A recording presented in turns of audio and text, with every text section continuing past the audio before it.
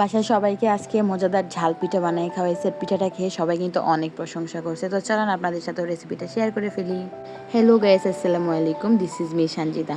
তো এটা ছিল কিন্তু গরুর মাংস দিয়ে পিঠা, আর এই পিঠাটা আমার আব্বু অনেক বেশি পছন্দ করে। তো তার জন্য কিন্তু আমি যখন এটা বাড়িতে ছিলাম আব্বুকে বানিয়ে খাওয়াইছিলাম।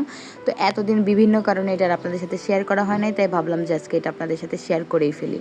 এই পিঠাটা সচরাচর মুরগির মাংস দিয়ে করা হয়, তাই আমি ভাবলাম এবার একটু গরুর মাংস দিয়ে করার চেষ্টা করি। তার জন্য গরুর মাংস কয়েকটা মাত্র টুকরা নিছি, নিয়েই তো দেখলেনি পানিতে আদা রসুন বাটা, হলুদ গুঁড়া, মরিচের গুঁড়া, লবণ দিয়ে জাস্ট খুব ভালো করে সেদ্ধ করে নিছি। নেওয়ার পরে কিন্তু পানিটা ফেলে দেই নাই। মাংসটা কিন্তু একদম ঝুরা ঝুরা করে নিছি। এরকম ঝুরা ঝুরা করে নিয়ে এটা এখন সুন্দর করে প্রসেসিং করে রান্না করব। আর এর ফাঁকে কিন্তু আমি আটা সেদ্ধ করে নিছি। আটার পানিতেও কিন্তু সেমভাবে মরিচের গুঁড়া, হলুদের গুঁড়া, লবণ দিয়ে আটাটা খুব সুন্দর করে আমি সেদ্ধ করে নিছি, চালের আটা। তারপর কড়াইয়ে পেঁয়াজ মরিচটা খুব ভালো করে ভেজে নিয়ে সেখানে এই জুড়া মাংসটা দিয়ে দিছিলাম। এরপরে মাংসটা পেঁয়াজ মরিচের সাথে কিছুক্ষণ ভেজে সেই যে মাংস সেদ্ধ করে রাখছিলাম যে অবশিষ্ট পানি, ওটা কিন্তু এখন এখানে দিয়ে দেবো। ওইটা দিলেই কিন্তু এটার স্বাদটা অনেক গুণ বেড়ে যায়। এরপরে এখানে একটুখানি দিছিলাম হচ্ছে লেবুর রস, তারপরে মরিচের গুঁড়া, হলুদের গুঁড়া, লবণ দিয়ে খুব সুন্দর করে আমি এটা একদম ভাজা ভাজা করে নেব। তারপর এটা ভাজা ভাজা হয়ে গেলে এখন আসল যে পিঠা সেটা বানিয়ে নেব। তার জন্য আম্মু কিন্তু খুব ভালো করে আটাটা একদম স্মুথ করে একটা আটার মানে খুব সুন্দর একটা থাকে না স্মুথ ডো, সেটা করে নিয়েছিল। এরপর একটা বড় করে রুটি বানিয়ে নিয়ে গ্লাস দিয়ে এখন ছোট ছোট টুকরো করে কেটে নিব। এই রুটি বানানোর সময় আমার ছেলেরা আম্মুকে এত পরিমাণে বিরক্ত করতেছিল যে সেটা আসলে অন ক্যামেরায় দেখানো পসিবলই না।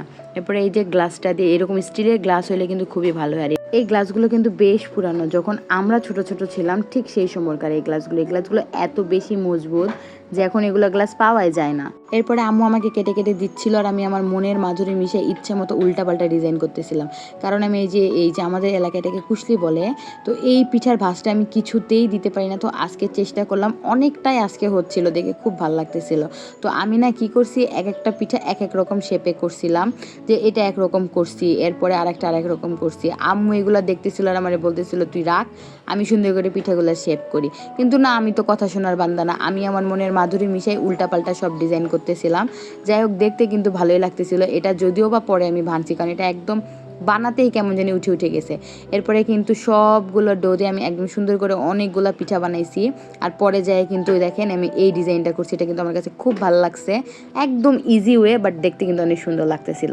এরপরে সবগুলো পিঠা বানিয়ে নিয়ে এদিকে আম্মু চলে আসছে পিঠাগুলো ভাজার জন্য, আর আম্মু অলরেডি ভাজতে চুলায় বসায় দিয়েছে। এরপর একদম সুন্দর করে মুচমুচে করে ভেজে নিচ্ছিল, আর আমার আব্বু অনেক তৃপ্তি সহকারে খাইছে।